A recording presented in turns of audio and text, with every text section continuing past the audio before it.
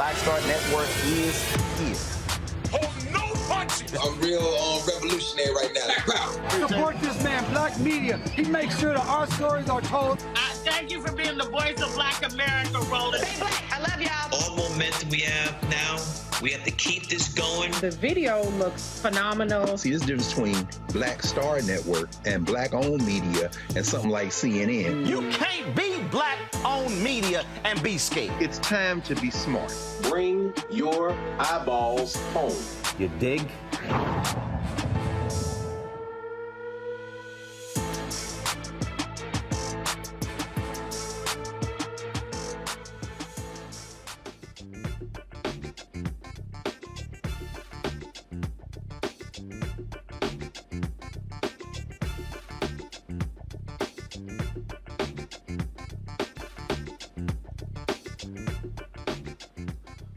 Today is Tuesday, September 20th, 2022. Roland Martin Unfiltered, broadcasted live on the Black Star Network here in Los Angeles. On today's show, Vice President Kamala Harris, she's in South Carolina, giving the convocation at South Carolina State. We'll show you what took place there.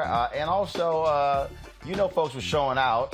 The band was showing out. The sororities were showing out. And so we'll have a little bit of that as well. Also, on today's show, we'll talk with the mayor of Kansas City. The Department of Justice has launched an investigation into the hiring practices in that department. We, of course, have been highlighting that along with the Kansas City Area Urban League. And so we'll be discussing that on today's show. A Texas sheriff is investigating Florida Governor Ron DeSantis, his decision to send 50 migrants to Martha's Vineyard. Also, those migrants have filed a class action lawsuit against Ron DeSantis for his actions. Also, on today's show, we'll hear from Wisconsin Lieutenant Governor Mandela Barnes, who is trying to unseat Ron Johnson as the next United States Senator from Wisconsin. Plus, there are 11 Black candidates who are vying for U.S. Senate seats across the country. We'll talk with one of them who's running for the Senate in Alabama. Also, on today's show, folks, a white Georgia bus driver has been fired for pushing Black children to the back of the bus. Also, we lost two African Americans, baseball great Maury and also Philadelphia pastor Herbert Lusk. In our marketplace segment, an actor had to create his own skincare line for his melanated skin. We'll talk with him. It is time to bring the funk on Roland Martin Unfiltered on the broadcast on the Black Star Network. Let's go. He's got it. Whatever the miss, he's on it. Whatever it is, he's got the scoop, the fact, the find. And when it breaks, he's right on time and it's rolling. Best believe he's knowing. Putting it down from sports to news to politics. With entertainment just for kicks, he's rolling. It's on go, roll, y'all. It's Roland Martin, rolling with Roland now. He's funky, he's fresh, he's real, the best, you know he's Roland Martin now.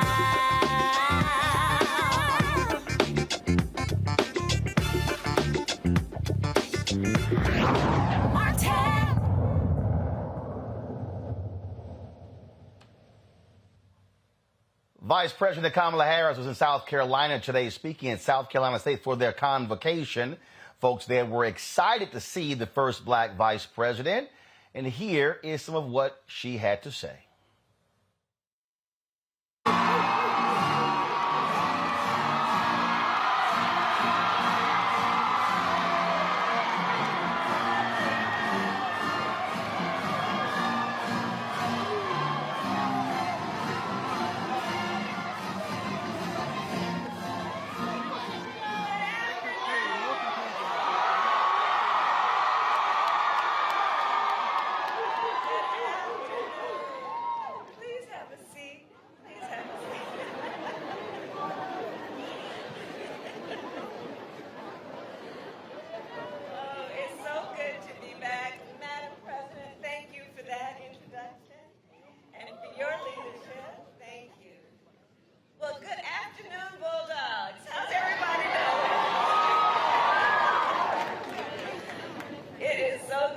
Back in South Carolina. I really do love this state, and And it is so good to be back at South Carolina State University. So before I begin my comments, let me thank the Marching 101, because doing your thing.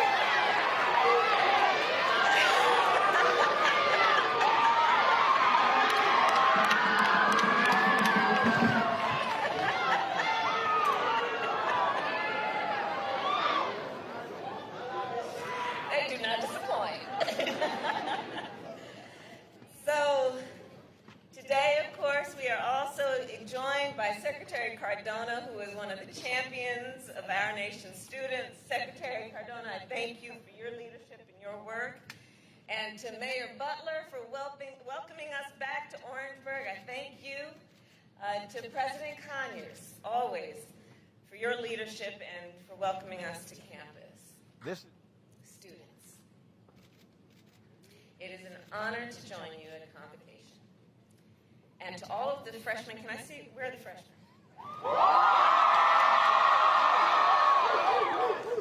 So to the freshmen here today, I will say to you specifically for a moment, and to all of the freshmen, can I see, where All right, folks, so we're going to do this here. We're going to switch some audio. So that was a pool feed of Vice President Kamala Harris. That audio is horrible. And so, folks in the control room, let me know when we have the White House feed that was up on their YouTube channel ready to play. Much better audio. You can hear her far more clarity. And so I want to get out of that. I don't want to play that because the audio is just not good for me. And so let me know, y'all, when y'all have the video ready again. And so the White House YouTube channel, they did, of course, broadcast her speech, much better audio feed. And so we want to play that for you so you can actually hear with better clarity. All right, so go ahead and play it now. Carolina, I really do love this state, and it is so good to be back at South Carolina State University. So before I begin my comments, let me thank the Marching 101, because y'all are doing your thing.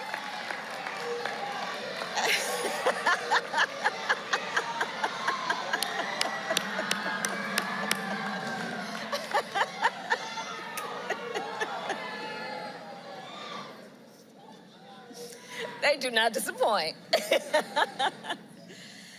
So today, of course, we are also joined by Secretary Cardona, who is one of the champions of our nation's students. Secretary Cardona, I thank you for your leadership and your work. And to Mayor Butler for welcoming us back to Orangeburg, I thank you. To President Conyers, always, for your leadership and for welcoming us to campus. Students, it is an honor to join you at convocation. And to all of the freshmen, can I see, where are the freshmen? So to the freshmen here today, I will say to you specifically for a moment, this is the beginning of a great journey for you. It's a great journey. For the next 4 years, you are going to have an experience that will shape the rest of your life. The lessons that you will learn here at SC State, both inside and outside the classroom, will guide you for years to come. And of course, during your time here, you'll face challenges. And through those challenges, you will learn that you are strong enough, resilient enough, and brave enough to overcome any obstacle.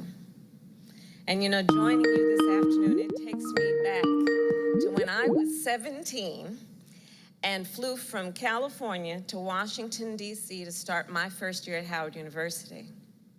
And I will always remember walking into freshman orientation to a room very much like this one, and very much like this one.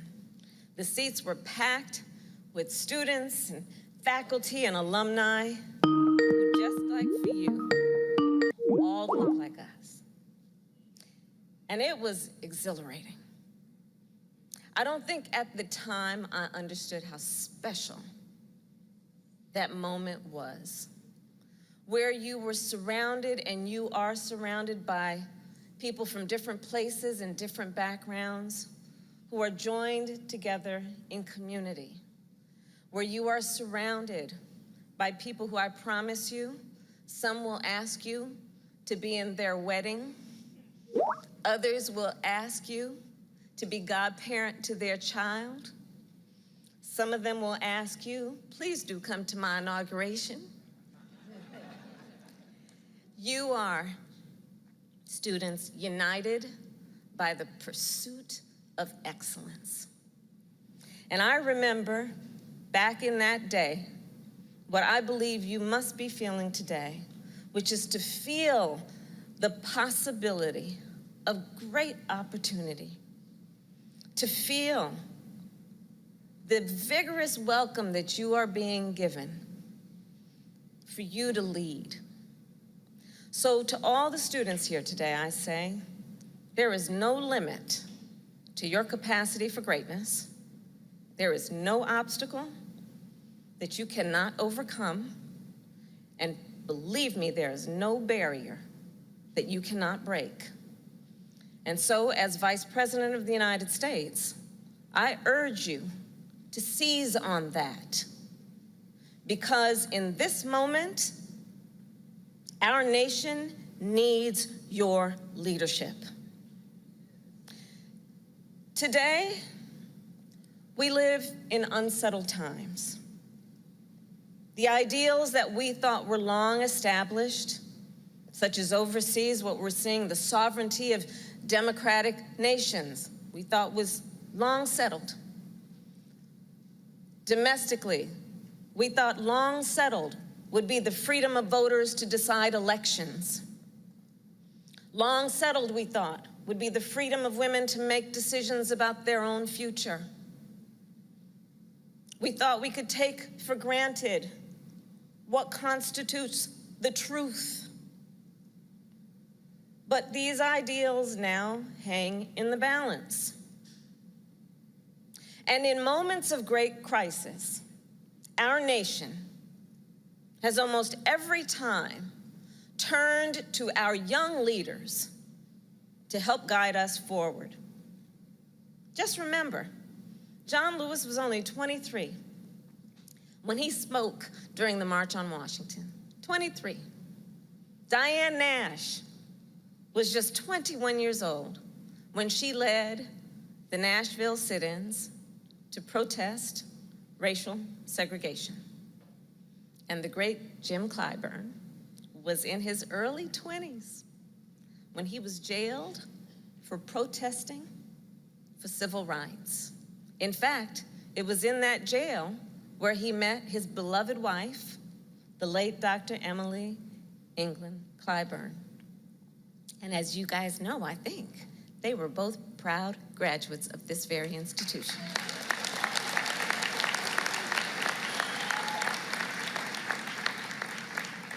So that to say, students, we turn to you once again. Your nation turns to you. Because to move America forward, we need you.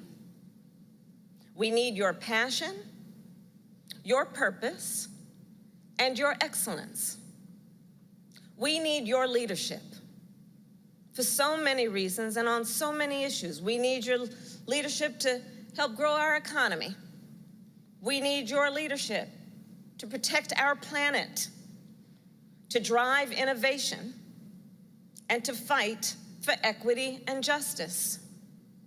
We need your leadership to build on an economy that works for everyone. Far too many people on that point, and far too many communities in our country are being left behind. So we have invested $12 billion in community banks, which specialize in lending to minority and rural communities. But we need you to then access that capital, to build a business, to be invested in your community, to allow you to buy a home and be part of the leadership of neighborhoods and society. We need your leadership on the climate crisis. Just think, in your lifetime, your generation has experienced the 10 hottest summers on record. You all have. You have seen communities decimated by wildfires, flooded by hurricanes, and choked by drought. And you know then, we must treat the climate crisis like the crisis it is. And we're doing our part in terms of our administration to make the largest investment in history in fighting that crisis. But to implement that vision, we need you. We need chemical engineers to help us design more efficient solar panels. We need architects to help us build more sustainable homes and communities. We need climate scientists to help us model the impact of rising seas and warming temperatures. And we need you in those positions to also do the work of helping us to fight for environmental justice and equity. We need you. As Vice President, I am the chair of the National Space Council. I want to bring in my panel right now. Joining us, Michael Brown, former chair of the DNC Finance Committee, Randy Bryant, diversity and inclusion strategist, speaker, trainer, and writer, also Tarun Walker, founder of Context Media. Glad to have both of you. I'm going to start with you, Tarun, and that is here. Somebody watching may say, I don't understand why Vice President Kamala Harris is bringing up climate. Well, first of all, South Carolina is impacted by hurricanes on the Atlantic coast. We're talking about flooding as well. This is one of the critical issues in this election.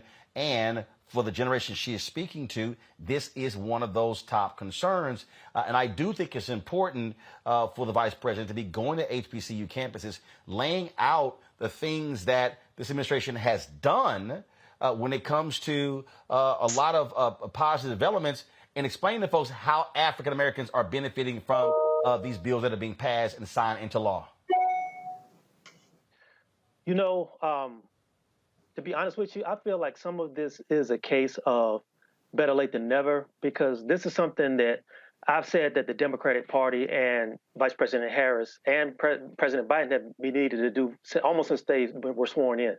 There is a lot of disconnect between what actual policy is being done and what people on the ground and people who are concerned voters are getting as far as information. There's been this holdover from the Obama administration where we feel like just the good work that we're doing should be enough, but that's not enough. You have to be able to go out to the public and tell people what you're going to do, how you're going to do it, and explain to the people. So I'm glad to see that it's happening now, but I really wish this would have happened a little bit earlier than now. But it's good to get it out now. Well, but Michael, here's one of the realities. One of the realities is that COVID played a huge role in the inability of them to get out. I talked to Vice President Harris when she was in Selma. That was one of the few places. And so COVID prevented her and the president from really doing what presidents and vice presidents normally do, traveling the country, barnstorming, if you will, telling their story and trumpeting the positive things they've done. Ever a bad, and first, good evening, Roland, and to my fellow panelists. I don't think there's ever a bad time to talk about climate. I mean, it's something that's impacting us literally every day, every minute. When we can see what's happening, just not in Puerto Rico, but Turks and Caicos. We're lucky that this storm is going to veer off to the Atlantic. But there's never a bad time to talk about it. If the vice president chooses HBCUs to talk about climate, great. Plus, the wonderful opportunities there are for careers related to climate and solar. So the fact that she's going to an HBCU to talk about this is exactly what she should be doing. And so I commend the vice president, whether it's voting rights, whether it's climate, whether it's civil rights, whether it's making sure we level the playing field for businesses to succeed in this country. I think the vice president's doing the right thing. Randy, your thoughts? Yeah, of course, I also feel that it was great that she is talking about the environment and climate. What I hope is that people were able to make the connection of how it affects us African Americans directly. I believe that sometimes we think that the climate and the environment is a rich person's issue or something that is so distant from us, whereas it affects our communities all of the time. I mean, even looking at some of the natural disasters that have happened, where our neighborhoods are placed because of redlining and things, and how we're affected when these disasters do happen, how we do not receive the same amount of aid. So I really want the students to understand that it is an issue that directly impacts us daily. Indeed. I think what's going to happen is, again, you saw President Biden on 60 Minutes where he declared the pandemic over. I would disagree with him on that. But I do believe because you have seen the increase in vaccinations and you've seen things that have happened, that's going to cause them to get out more. You don't doubt you're going to see that happen a lot more next month, the final month before the midterm elections. But I do think Tarun is correct. And I've long said you've got to be able to successfully sell your story, and you can't just say, hey, list things in a white paper.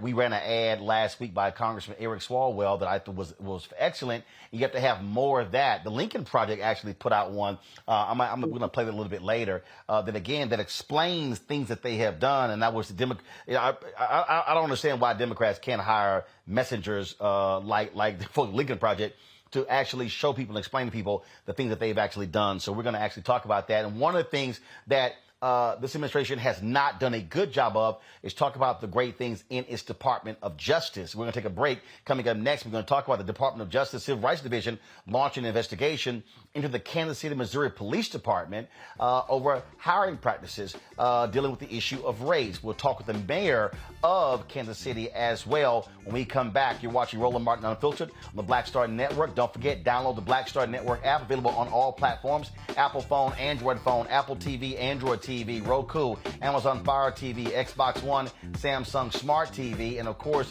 you can join the Bring the Funk fan club. Your dollars make it possible for us to do what we do, traveling this country, covering the stories that matter to you. Check in money orders. Go to P.O. Box 57196, Washington, D.C. 20037-0196. Cash App, $RM Unfiltered. PayPal is R Martin Unfiltered. Venmo is RM Unfiltered. Zelle is Roland at RolandSMartin.com. Roland at RolandMartinUnfiltered.com. We'll be right back. When we invest in ourselves, our glow, our vision, our vibe, we all shine. Together, we are black beyond measure. Hatred on the streets, a horrific scene, a white nationalist rally that descended into deadly violence. White people are losing their damn minds. An angry pro-Trump mob storms the U.S. Capitol. We're about to see the rise of what I call white minority resistance. We have seen white folks in this country who simply cannot tolerate black folks voting. I think what we're seeing is the inevitable result of violent denial. This is part of American history. Every time that people of color have made progress, whether real or symbolic, there has been what Carol Anderson at Emory University calls white rage as a backlash. This is the rise of the Proud Boys and the Boogaloo Boys. America, there's going to be more of this. Here's all the Proud Boys, guys. This country is getting increasingly racist in its behaviors and its attitudes because of the fear of white people. The fear that they're taking our jobs, they're taking our resources, they're taking our women. This is white fear.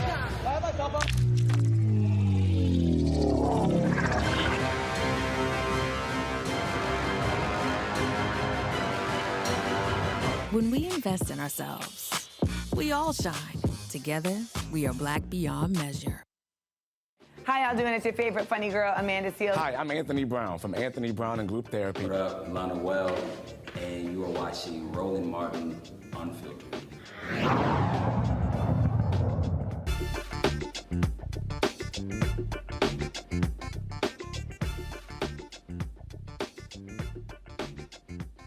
Welcome back to Roland Martin Unfiltered, broadcasting live from Los Angeles. The Civil Rights Division of the Department of Justice announced yesterday that they had notified the Kansas City, Missouri, that they were launching an investigation into its employment practices. The department has been named in several lawsuits alleging discrimination. In August, a Kansas City police detective sued the department, claiming he was punished for reporting another officer's illegal search. In April, a KCPD sergeant sued over alleged racial profiling during a traffic stop. Later that month, two black female police officers sued the department, alleging discrimination, retaliation, and a hostile work environment. In November 2020, three black female detectives sued the police department, claiming they were discriminated against during an investigation into the Crimes Against Children unit.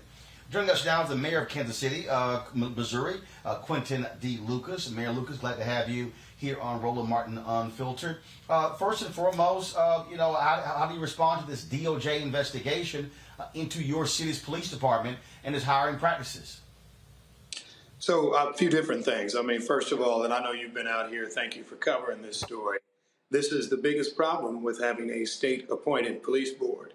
Kansas City is different than a lot of other cities, where the mayor typically would be the one who's appointing a police commissioner or a police chief. Here, the governor of Missouri, almost always a person who is more conservative than the mayor of the city, certainly more conservative than the city council, is able to appoint 4 of the 5 police commissioners. This also then leads to a almost complete, in my opinion, lack of accountability. So where you have issues like this happening again and again, right, you have nothing happening in terms of what we do to fix it. That presents a huge problem. And I'll say this briefly and break for some questions. For me, what is most interesting, any of us who have met black police officers know that oftentimes they're not people who are necessarily trying to be progressive or trying to tear down the police department. This means that these are men and women, actually, who have spent decades on this department, won the uniform for this department, put their lives on the line for the city, and they have not felt their efforts reciprocated when they've talked about whistleblowing, when they've looked for respect, and indeed even when they've been stopped driving while black. This is a substantial problem for us, and I think it's important that we get to the bottom of that investigation, and I hope we do that notwithstanding what the Department of Justice does. We, in Kansas City, should try to do our own. But Mayor, I was there in Kansas City when the Urban League had their forum, and the reality is that commission that you're talking about, you're a member of it. What's the problem then?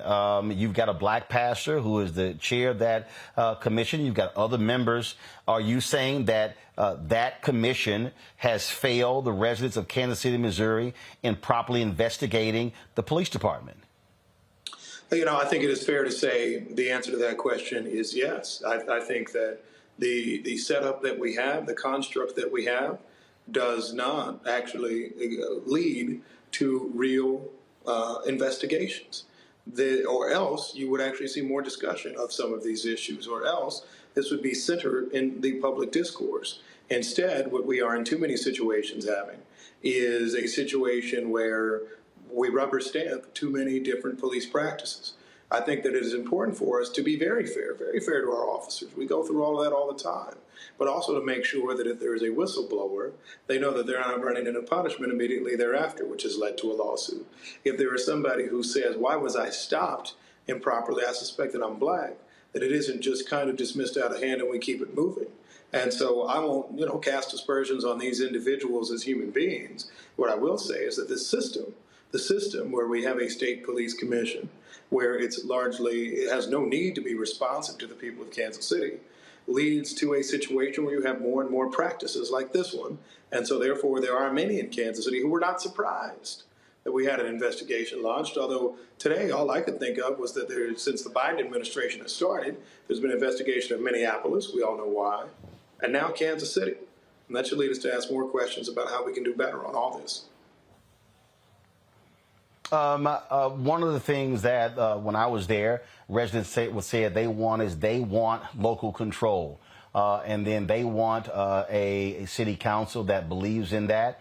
But also, you're in a situation where you're funding the police department, but you have no control. So the question is this here.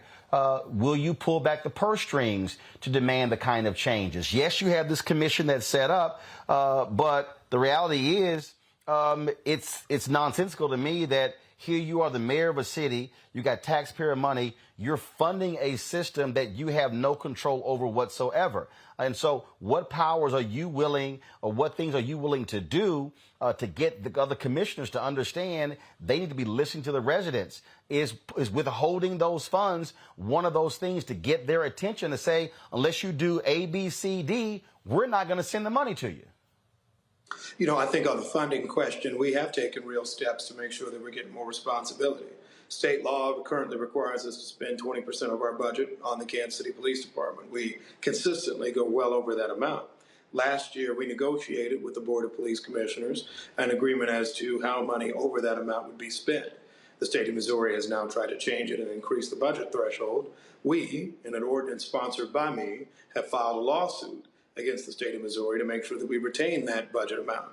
To me, it's not so much about, look, I'm not a defunder. I'm not necessarily a cutter. I am somebody who wants to make sure that we have accountability. I am somebody who wants to make sure that... And I'm not speaking of defunding.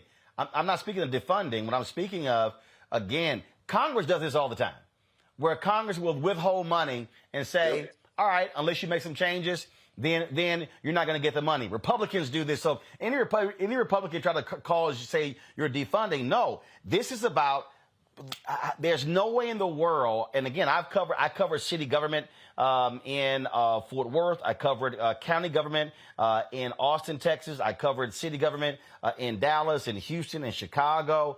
And it is astounding to me that you have a system where the governor appoints a commission to oversee the police department that the taxpayers are paying for, and you as the mayor, you can't hire or fire the police chief. You can't implement practices, but they're expecting you, though, to send the check to pay for the very department. I mean, yes, you're not getting a fight back from me in terms of the fact that it's wild.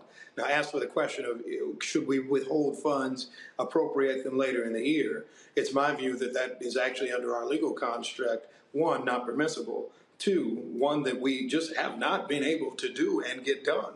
And so I think that what we are trying to do, because we have a separate court order that says that whatever money the budget is at the beginning of the year is frozen for the rest of the year, good or bad in the position of the police department.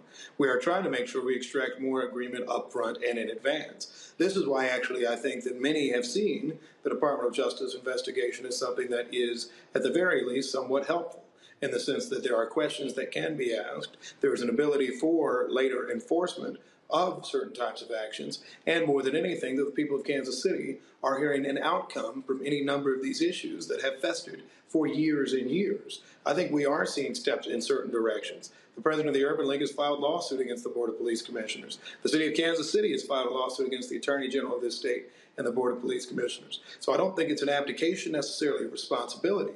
It's just saying that we view that through the courts, through the justice system, not unlike you see in policing and criminal justice every day, you will get us to a step where there can be more justice, where there can be actually more accountability. So there's something that makes sure that black officers, black people in the community broadly, can say that we can trust our police department. Right now, I think you have a number of people, you've talked to them before, who have questions as to whether they can or not. Just a couple more questions for you, and that is, have your other commission members said a word about this DOJ investigation? No. Do they care enough to talk to the public? Are you serious? I'm serious. No one else has said a word publicly. I mean, look, I'm reading the media every day. I see everything that's happening on social media and all of that. The other commissioners have not said a word about this, and this is not out of the ordinary. The usual process, and you know this because you've been covering the news forever. You put your head down, and nobody pushes back at you 2-3 days later. You think the issue's just going to go away, and I think that's what we've been seeing too long. I'm just, first of all, for people who don't know, how many members of this commission? Yeah, we got 5 members of the commission. I'm one of the commissioners. I'm the only one not appointed by the governor of the state of Missouri. So the other 4 are appointed by the governor of Missouri? Yes. to the folks in the control room, I want you to go to their website. I want you to pull up the pictures. So people need to see who they are. And what I mean, this is what just disturbs me. I mean, here you have this pastor of who's the chair of the commission, correct? And even when the Kansas City newspaper did that investigation that was just stunning, they're quiet. I mean, it is as if these individuals we're showing right now are thumbing their nose at, frankly, your constituents by saying, we aren't accountable to you. We don't have to answer to you. We have an audience of one, and that's the governor. I think it is fair to say that right now, the way that this is set up, and I know they didn't set up the system, but the way it's set up is you don't have to speak back to the public. You don't have to speak. There's this view of independence from politics, but to me, independence from politics means also independence from accountability. The way that y'all can call on me and Brother Martin, I know there are things that you and I disagree on. There are things certainly that the Urban League and I disagree on, but y'all can take me to account. I have to come and answer your questions. You have a chance to vote on me for those who live in Kansas City. The current system we have in policing in Kansas City, the most expensive budget line item, and obviously one of the most important issues, is that you don't get to say anything or do anything. We just hope for the best. And to me, that is incredibly troubling. And importantly, it's not just troubling to wild-eyed activists. It's not just troubling to advocates. It's troubling now to officers, people who have spent decades in the Kansas City Police Department. I think that's why these questions are being asked. Absolutely. And I've never seen this level of stonewalling before. These are actually public servants, again, appointed by the governor.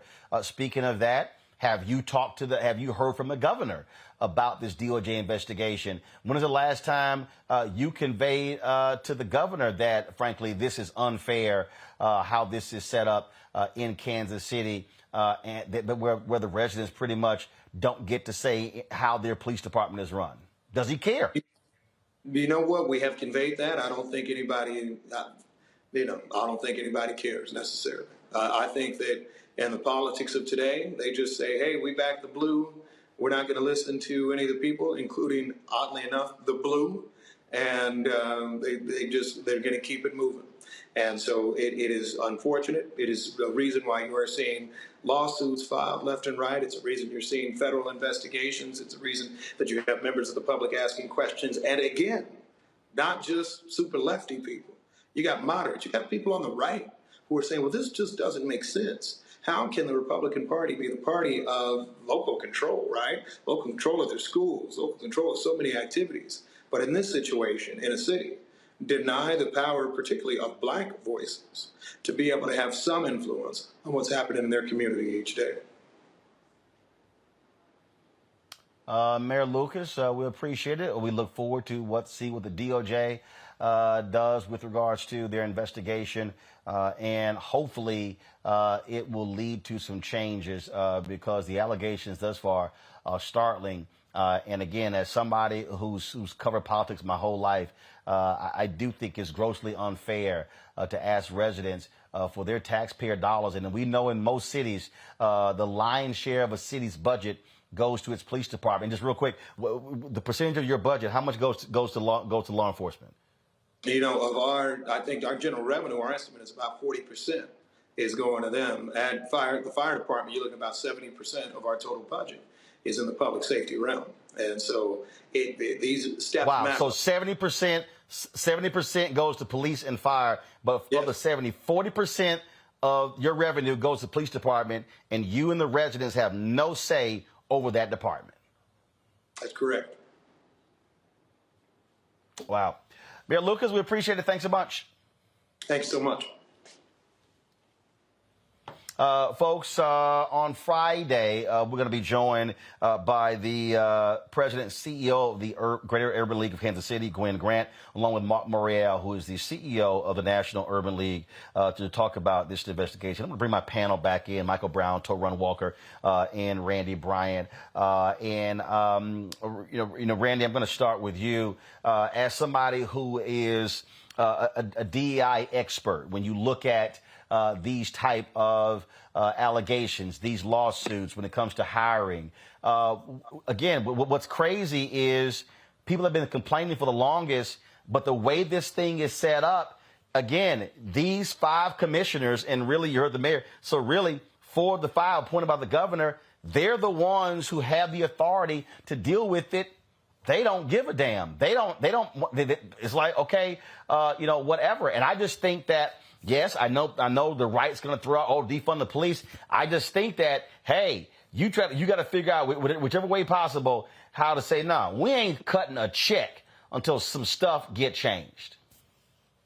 You have to make it where there's a reason for them to change. You're exactly right. And money is the greatest motivator. Money is the number one motivator. I'm just blown away at what the mayor shared with us. And to be very honest, I'm appreciative of his candor. And I believe we need to protect him at all costs because I'm a little concerned. As he shared, he really basically said it's a system that is set up to fail and take advantage of the residents of Kansas City. And when you're talking about unfair hiring, unfair promotion, all of these DEI issues, and you have in charge the exact people that need to change, the exact people that you're investigating, there's no way that people can win, that people can come out victorious. So you do need an outside entity like the DOJ to come in and say, absolutely not, these practices cannot continue. So I'm really happy to see them there. It is something, Michael, and you've got Democrats all across the country right now. They're even looking at passing a bill in Congress that would give more billions to law enforcement. Democrats are running scared out of fear of Republicans calling them soft on crime. But here's the reality. You can't show me how throwing more billions and billions of dollars somehow is going to fix the problem. And what people are concerned about is here we are using more taxpayer money given on the federal government and give it to law enforcement. And we keep hearing about training and things along those lines. And then cases like this here. In fact, the day after we were in Kansas City, it was funny. I was flying back. The mayor was on my flight, and he was coming to D.C. to participate in a news conference at the White House over the issue of law enforcement and funding. And so the knee-jerk reaction is always give the police department more, and they use it as a battering ram against people. But I'm sorry. You cannot get more money until you fix your damn problems right now. Well, Roland, as you know, I'm a former elected official here in D.C., and it's interesting to me to hear how tough the mayor has it in Kansas City. I thought we had it tough with the rules that the federal government has. My goodness. I mean, I can't even imagine. I mean, D.C., we run our own police department. The mayor appoints the chief. He has to get confirmed by the council. But I think one of the reasons to your question why elected officials run scared is obviously no one wants to be perceived as soft on crime, and obviously the Republicans try to put the whole defund the police on us as Democrats a while ago. It hasn't really caught, but people are still concerned that they don't want to be anywhere linked to any kind of defunding the police or law enforcement, because now obviously the messaging is changing a little bit, where we see how the right doesn't seem to care much about law enforcement, considering what happened on January 6th. And now they're talking about defund the FBI or defund the Justice Department. So they're having their own messaging problems. But I understand what you're saying. It is very difficult for elected officials in cities, especially now that crime has gone up a little bit in cities and frankly across the country, period. But elected officials, it's tough to go into town hall meetings and not be strong on crime. To Ron, again, you've got a lot of people out there who are saying, damn this, just sending more. I mean, and this is where I think a lot of people just don't even think about this. When the mayor just sat there and said 70% of the general budget in Kansas City, Missouri goes to the police and the fire department. You can run that thing in every major city. So when we hear these folks go, oh my God, our morale is low, we don't get any support. What are you talking about? You're sucking up 70% of the city's budget. That means everybody else has to share 30. You know what? I've heard some really wild numbers and some very high numbers in different cities about how much police departments take out of city budgets. But that I think that's the highest number I've ever heard of. And it's not. Actually, it's not. It's not. Really? There are other places that are higher. Wow. So look, you can't. I don't know any other profession that you can expect to get 70% of a business's revenue and not be accountable for something. I mean, if you work at McDonald's, you get a review. This is wild. But I think we have to be clear about three things that are happening here. The first thing is that outside of major cities, outside of the Beltway and outside of the coast, a lot of things like this happen in smaller cities that go fly under the radar because there's not enough media presence to pay attention to it. That happens a lot. So, of course, things like this can happen if you don't have media outside of local media who's holding a council's feet to the fire. This happens because, look, all kinds of horrible things happen outside of the purview of what the media says is a story. And something like us, the police department and a fire department, that get 70% of a city's budget, and they can't provide any kind of accountability for their actions, that's insane. The second thing is this, and this is something that's been happening for at least since the 1980s. What you're seeing happen at the Kansas City Police Department is something you see happen in police departments around the country, because a lot of white supremacist groups, a lot of white supremacists made a conscious decision and a calculated decision to start moving into the police departments of different cities.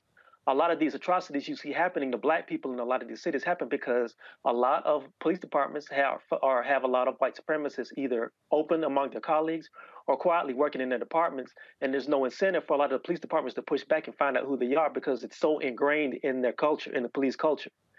The third thing is, because so much money flows into police departments for training and weapons and this sort of thing, but there's no real accountability as far as like where that money goes. And I think what has to happen is if defund the police is a scary word for a lot of Democrats and a lot of people on the left, whatever, we need to talk about maybe bonding police officers the way security guards are bonded, or maybe tying their performance into their pensions, and that sort of thing will make people think about their actions a lot quicker.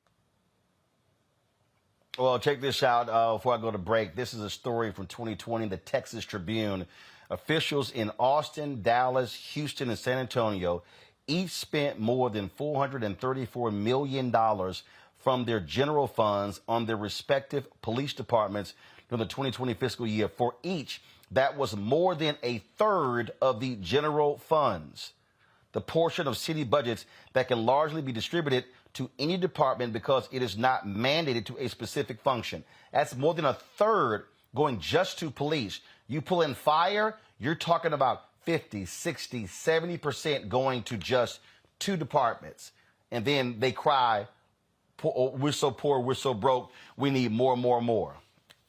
Gotcha. Maybe if cities spent less on police and more on their people, crime may drop. But you can't show me where spending more on police is going to decrease crime. If you can, prove it. All right, folks, got to go to a break. We come back, we'll talk to the candidate, African-American, who's running for Senate in Alabama. Plus, we'll hear from Mandela Barnes, Lieutenant Governor of Wisconsin, who is trying to unseat incumbent Senator Ron Johnson. We'll cover that and more on Roland Martin Unfiltered, broadcasting live from Los Angeles, folks, where I'm here to cover the Apple Films Sidney Poitier documentary being produced by Oprah Winfrey and Reggie Hutland. That's taking place tomorrow. Folks, download the Black Star Network app where you can get all of our content. This show, Farajii Muhammad Show, Greg Carr, Deborah Owens, Jackie Hood Martin, Stephanie Humphrey, Rolling with Roland, all of our stuff. Plus, we do live streaming all day, news events happening all day. Download it. Apple phone, Android phone, Apple TV, Android TV, Roku, Amazon Fire TV, Xbox One, Samsung Smart TV, and of course, our goal is get 2,000 100,000 of our fans contributing $50 this month. We need to raise $100,000 each month until the end of the year. Your support absolutely matters in us being able to do what we do. So please do so, folks, by sending a check and money order to P.O. Box 57196, Washington, D.C., 20037-0196. Cash App, $RM Unfiltered. PayPal is R Martin Unfiltered. Venmo is RM Unfiltered. Zelle, Roland at RolandSMartin.com. Roland at RolandMartinUnfiltered.com. We'll be right back.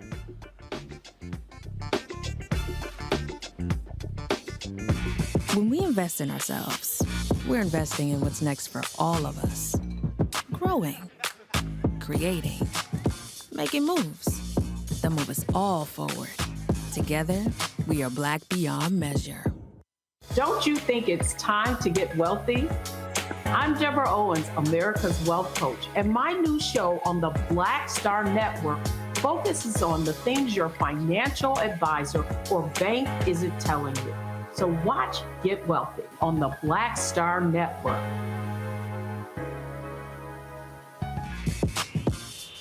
When we invest in ourselves, our glow, our vision, our vibe, we all shine.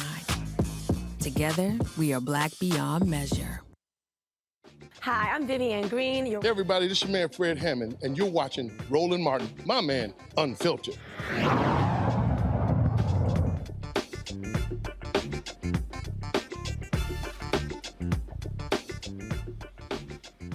All right, folks, we've talked to a number of African Americans running for the United States Senate in the country, but did you realize there's someone who's black running for U.S. Senate in Alabama? Meet Dr. Will Boyd, won the Democratic nomination there and is trying to unseat an incumbent there. This is always, folks, a difficult task. We're talking about Alabama of all places, very difficult. He is running against Republican Katie Britt to get the seat for retired Senator Richard Shelby. It was black folks who actually helped put Richard Shelby in the United States Senate when he was a Democrat. But then, of course, he paid them back by converting and flipping to the Republican Party. Dr. Boyd, glad you are joining us from Birmingham. So first and foremost, look, we're talking about Alabama, uphill battle. And how are you trying to convey in that state that you're the best choice when this is the same folk who elected Tommy Tuberville in the last election, who is truly one of the dumbest people ever to be a United States Senator? Well, enthusiasm is very high right now, Roland, and what I've been telling everyone that I meet is that enthusiasm is about 78% for Democrats right now. Obviously, when we see high numbers like that, we can see great changes even in states like Alabama. We are seeing right now where enthusiasm is higher than it was for President Biden in 2020 and even higher than it was for President Obama at his election in 2008. So right now, we're going to see great gains. Now, the overturning of Roe v. Wade has really pushed some people to get out. We've seen where there's been about a 3% increase in women voters alone since the Roe v. Wade or even the Dobbs decision.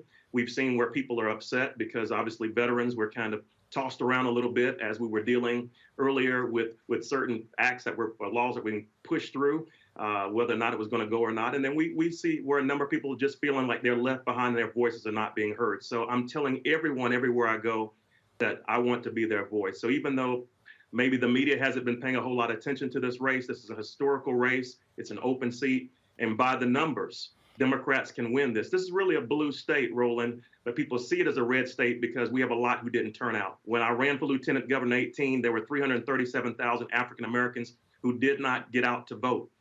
There are about 324,000 who are batting 0 for 3 in the last elections. And there are about 150,000 who have not even shown up for an off-year election or a gubernatorial election like this one. They've only showed up in some cases for presidential. So by the numbers, people that we've targeted, all the issue-based strategies that we've pushed in this great state, we're going to see a record-breaking number of people show up on November 8th, and I'm going to be elected the first African-American United States Senator for the great state of Alabama. But you say they haven't showed up. How are you going to get them to show up? I can tell you, when I talk to folks in Alabama, folks kind of like, man, look, we ain't got no shot. Can't no Democrat win here. This is a red state. You say it's a blue state. How? Where? I mean, you've had Republican governors, you've had Republican senators, You've got, so where are these Democrats in Alabama? A number of them just didn't show up to vote. Some roll and feel like they've lost hope. But actually, I'm in the studio right now, just came off the air with someone you know very well, Chris Coleman, on his show, obviously, the think tank B94.9. But one of the things we've been doing every week is going on radio, talking to people about what's at stake, talking about the fact that the economy is at stake, healthcare is at stake, education, environment, women's rights. When we roll these issues off, when we go in with an issues-based campaign, when we tell people who did not vote in the past and how we can actually turn them out by getting them to the polls, they're getting excited. They're getting charged up. So we are using Vote Builder. We're using L2. We're using a number of different tools, and even teams from different states have come in and are helping us hit the ground with a ground game that's never been seen in Alabama before. One of the things that should be happening in Alabama, there should be a second black congressional seat, but the courts held that up. One of the things you talked about, those African Americans who are not registered. So, what resources are going on the ground? How much time are you spending in rural Alabama trying to convince those folks that, yes, if you just pull that lever, just punch that ballot, trust me, your vote does matter. It does count. Well, I spent a lot of time in the Black Belt. As a matter of fact, the show that we did just a few moments ago, we were live, obviously. We talked about the amendments that are on the ballot, 10 plus one other amendment that is there that's dealing with our 1901 Constitution being rid of actually racist language, believe it or not. But actually, one of the things that we've been doing is talking about the issues you just mentioned. When I enter a Black Belt area or an area where there's a congressional district that has a great group of African Americans, one of the things I'm explaining is that our voice has been diminished. When you talk about the redrawing or the gerrymandering of congressional district lines to where the African American voice has been diminished from 29% down to 14%, and this was allowed by not only the local court, so to speak, but the Supreme Court of the United States, something is wrong here. So we have obviously issues that we're battling that will take a court obviously pushing forward and helping us in the long term. But what we can do right now is let people know again how their voices and their votes count. There are a lot of things that have been going on here that aren't right, but we are exposing people. We are showing people what the right strategies are, the right tactics are, and we're moving forward in a way that's exciting. So we've been pushing towards pastors of churches. I'm a bishop.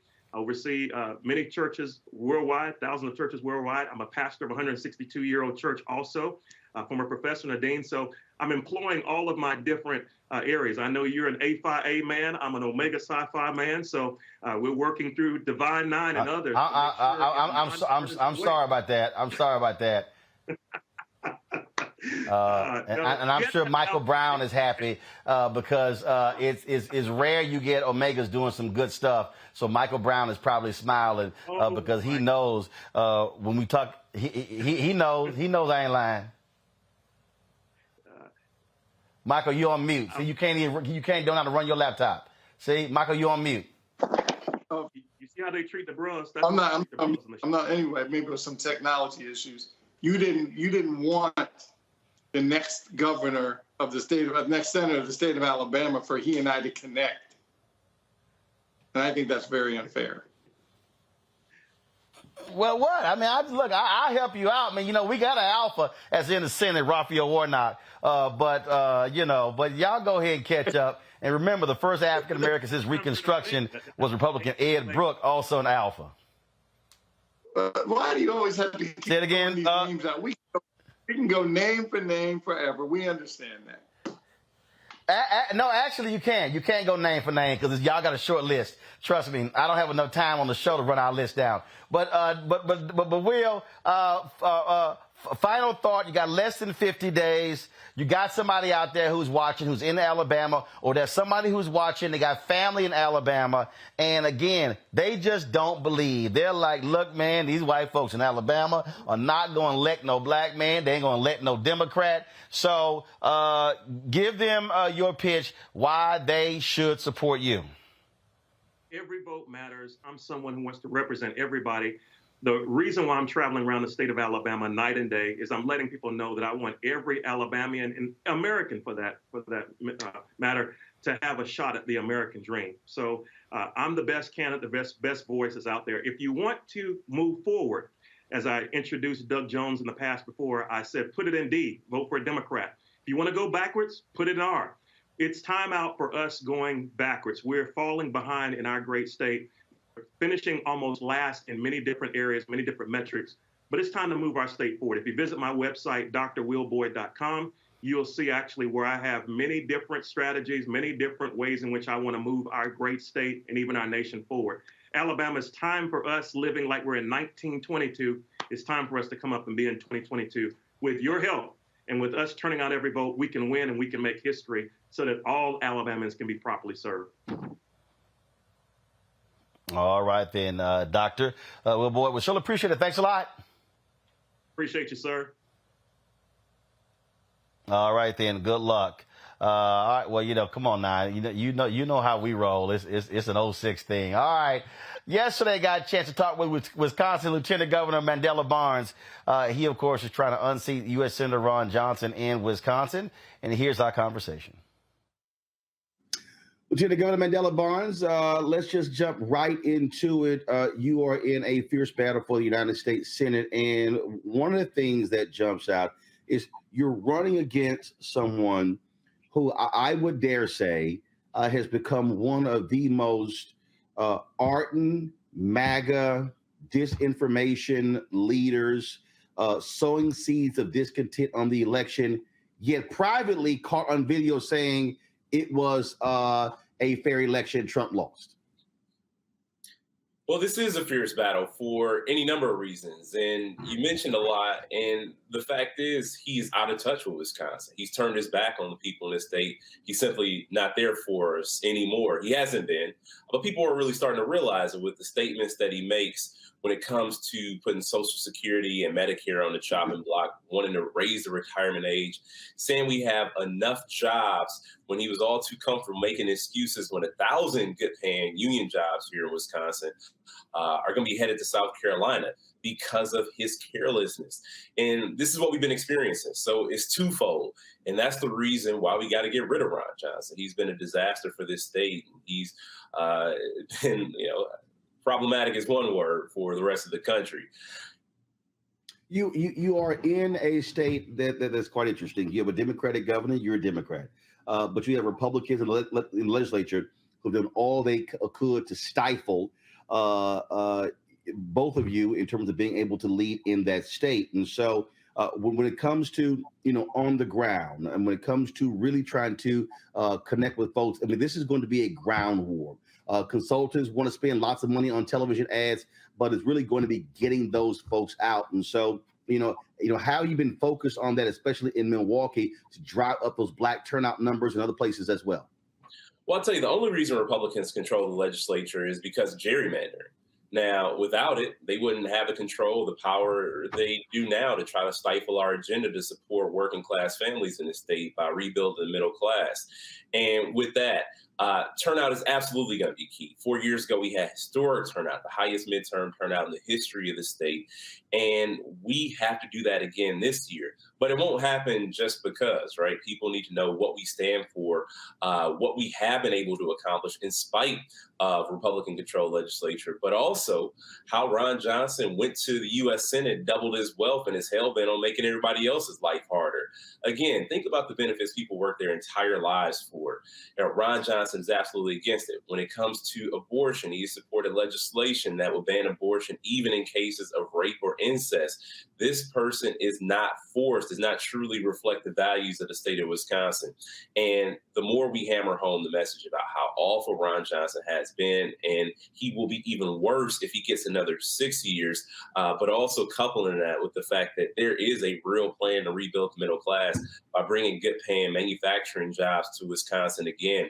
Ron Johnson voted against the CHIPS Act, which will go a long way to breathe new life into manufacturing, next generation manufacturing in Wisconsin. He stood against that. He's standing against opportunity every step of the way. But in spite of his insistence on doing the wrong thing, we have been doing the right thing. We're going to continue to do the right thing and make sure everybody has health care, make sure that women have access to the reproductive care that they need, and also doing everything we can to protect our democracy. I remind people that there were 4 cities that Donald Trump was targeting when he was claiming the election was stolen when it wasn't. Atlanta, Philadelphia, Detroit, and specifically Milwaukee. In fact, he paid for a partial recount in Wisconsin, specifically Milwaukee. Those are 4 black cities, if you will.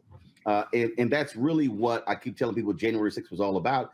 It was a response to how dare all these black folks come out and vote me out.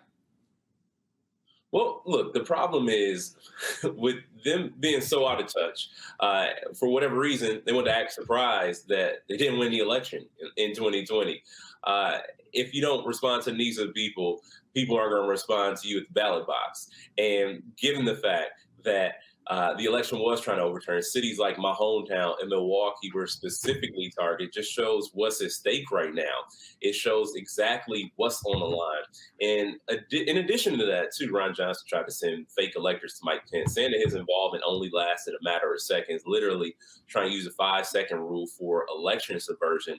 They will continue these sorts of attempts if Ron Johnson is reelected, if they get a majority in the U.S. Senate, or if we lose the House.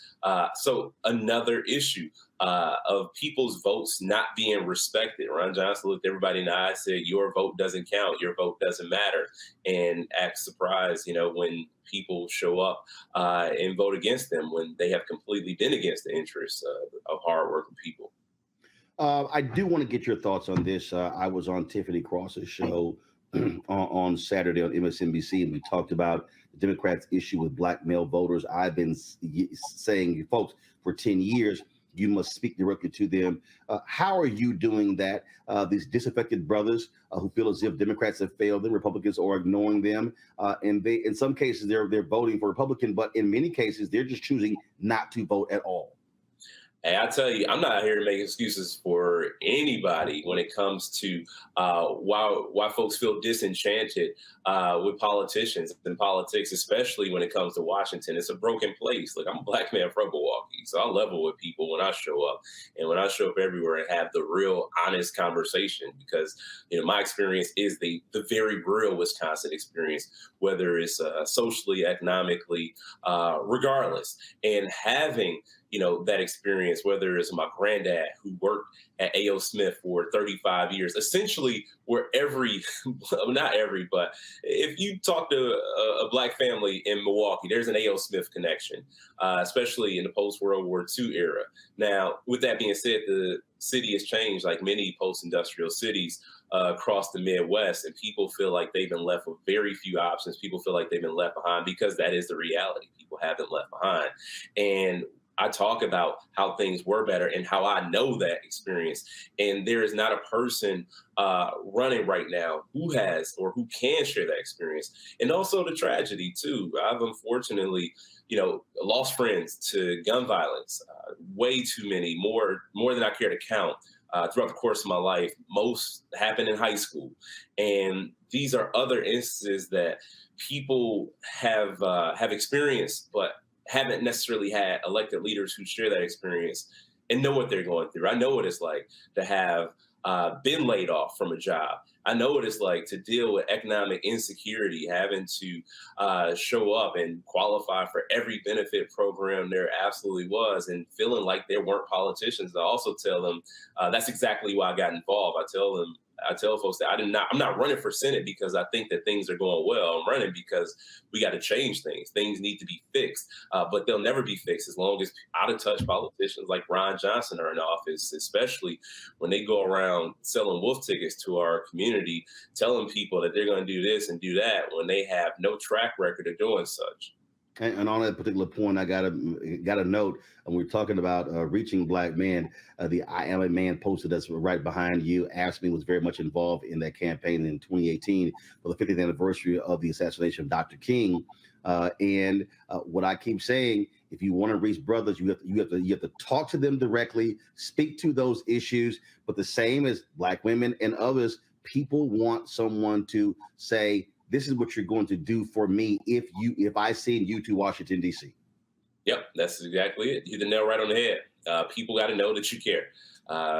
People don't care how much you know until they know how much you care. And that's why we show up and we have these conversations all over the place, even the tough ones. All right, then. Lieutenant Governor Mandela Barnes, always glad to have you on the show. Let's do it again next month as we get closer to the election, and hopefully we'll see you as the next United States Senator from the state of Wisconsin. I appreciate it, man. You take care. All right, thanks a lot. All right. Mike, I want to start with you. I'm reading a story from right here from the New York Times where they're talking about how the race between Sherry Beasley and Ted Budd is tied in North Carolina, and Democrats are hopeful they can win that seat. You've got Barnes in Wisconsin, you've got Demings in Florida, you've got Fetterman in Pennsylvania, you've got Booker in Kentucky, and so we can go on with a number of different races. But the thing that for me, and I'm looking at this thing, Warnock again, who's slightly behind in Georgia, and that is you have to maximize the black vote. You got no choice. And or do you have the sense that national Democrats are flooding the zone with people, with voices, doing that? The sense that I've gotten, they're waiting to the last month like Democrats always do. Whereas you can't run that game plan anymore. You've got to be 3, 4, 6, 8, 9 months ahead, getting people ramped up, dissatisfaction with Biden, poll numbers, things along those lines. That old playbook of waiting until October, that's not the smart playbook in 2022. Your thoughts? And I agree with you. And I think the party leadership with Chairman Harrison and clearly President Biden and Vice President Harris, I think have acknowledged that and said, let's not slip into the same old kind of patterns, which means it's not just the engagement, of course, is absolutely important, but you have to have resources for that engagement. And you have to have, you're right, you certainly need the GOTV money to get out the vote money come October and November. Bro, Mike, I literally just, hold on, Mike. I just saw a tweet. Right here.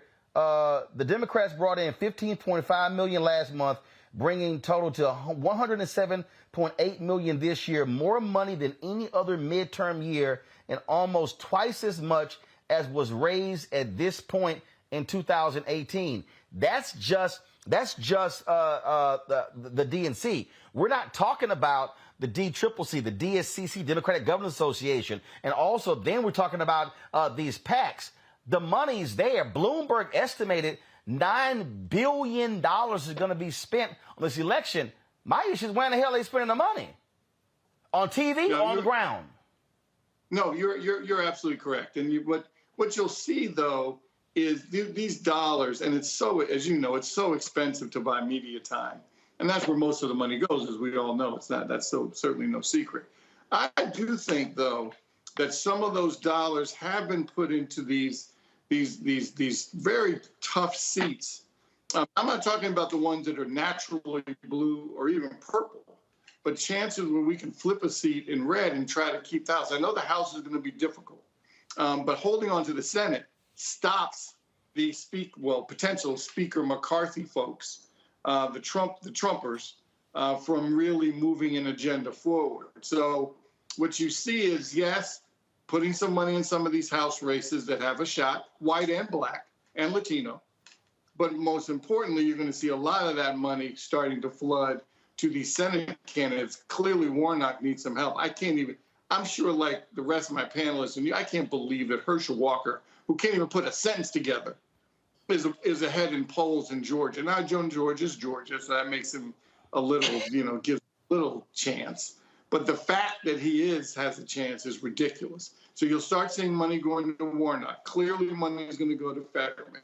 Plus, you got these gubernatorial races. You have Wes Moore in a race in Maryland, who's an incredible candidate, who may be the first black governor of the state of Maryland if everything works out right and continues to raise money. So you have the Senate races, you have some gubernatorial races, some House races. So I think we're trying to make it competitive, but I don't think folks are really waiting until the last minute, Ron. I think they are trying to take the Ron Brown method, which is you start early and have a coordinated, what he called a coordinated campaign when he was chair of the DNC, which basically made sure that dollars were being used for everyone in the party. But I just haven't seen that. And Randy, the thing that jumps out at me when we talk about this thing right here, that jumps out, in many ways is like what happens in corporate America. So they throw all this money at television. Folks are tuning out. The reality is you've got to put money on the ground. You've got to have folk in those rural places. You've got to be because here's the deal. There's finite time. And let me tell you who makes money during the political campaign. White corporate media. That's who makes money during political campaigns. That's when they start creating a 3 o'clock news show, a 4 o'clock show, a 5 o'clock. I mean, they create new hours to suck up political ad money. And then it just becomes, it's just an onslaught of ads, and folks just turn that thing off. What I'm saying, which I'm not seeing. And look, and I've had conversations directly with the DCCC and the DSCC and others, and I'm sitting here going, okay, where are your high-profile black surrogates? And Randy, here's a perfect example. Today is September 20th. If I added up Florida, Pennsylvania, Wisconsin, North Carolina, I'll throw in Georgia. I'll give those 5 states. Those 5 campaigns, I can't remember the last email I got pitching me a surrogate from those 5 campaigns. Unfortunately, I must agree with you 100%.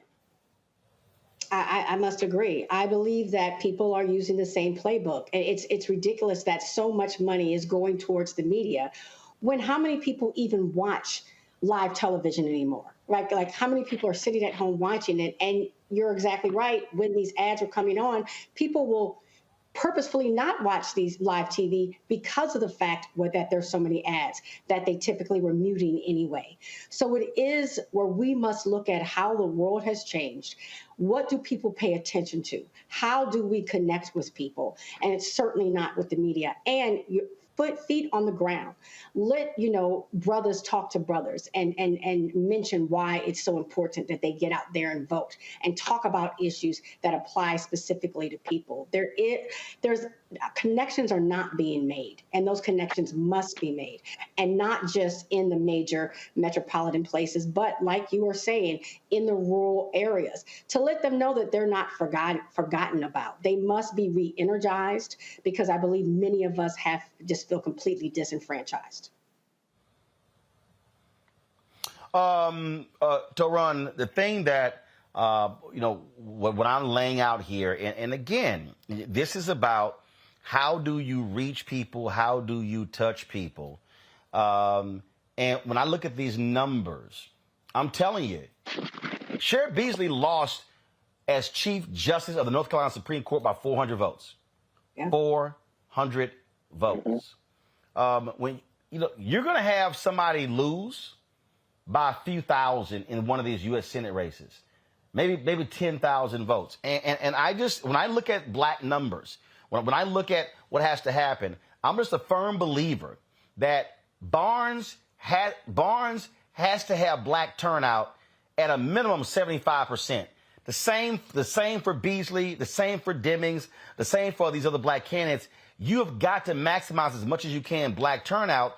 And the real deal is these white, and Michael, you know this, being on the DNC Finance Committee, these white political consultants, they control the money. They make their money off of the TV ad buys, and they do not want to spend money on the ground. And guess what? They don't give a damn if somebody loses, because they're going to know they're going to get hired in the next race. This is where I just believe, Toron, black elected officials in the Democratic Party should be going ham, going hard against these folks like Reverend Jackson did, which led to Ron Brown becoming the first black DNC chair that created this black infrastructure.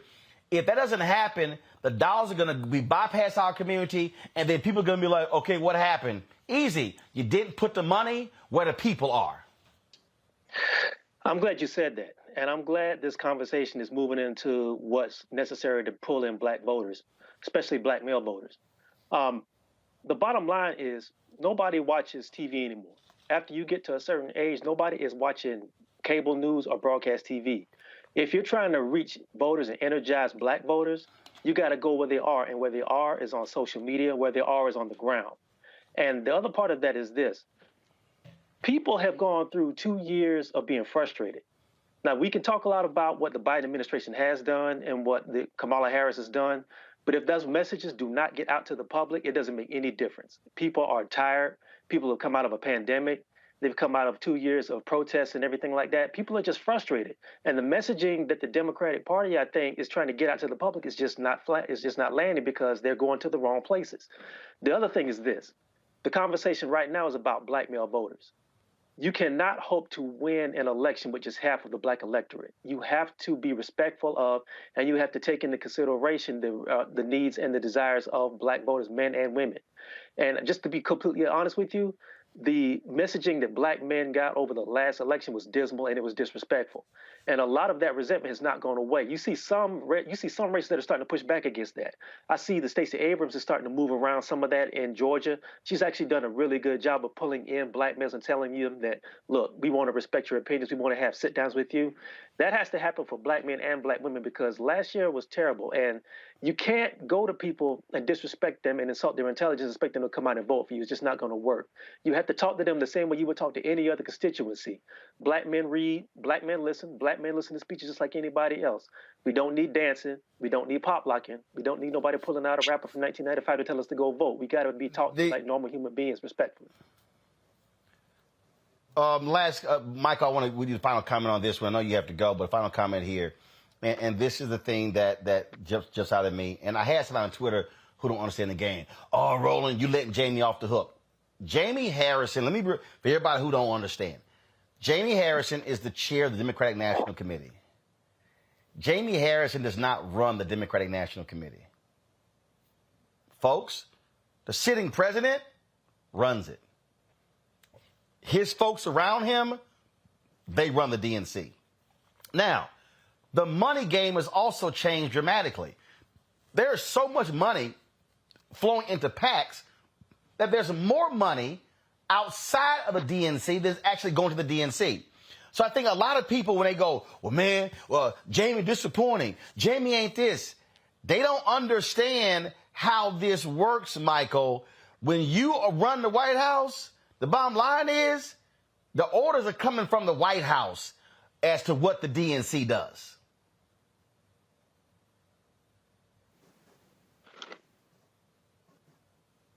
Michael, you on mute again. There you go.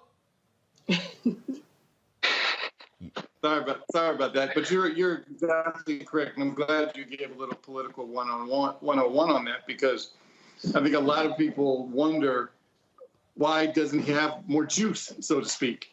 And you'd rather be chair of the party, frankly, like Ron Brown was, when you're not in power in the White House, because then you have all the control. You control the purse strings.